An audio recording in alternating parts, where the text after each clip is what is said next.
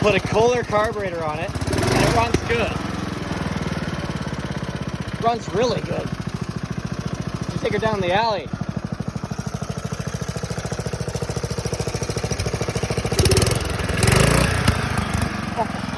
Holy fuck.